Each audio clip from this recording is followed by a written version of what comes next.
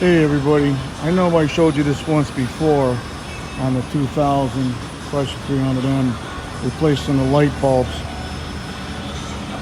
I'm going to take a little more time just to show you.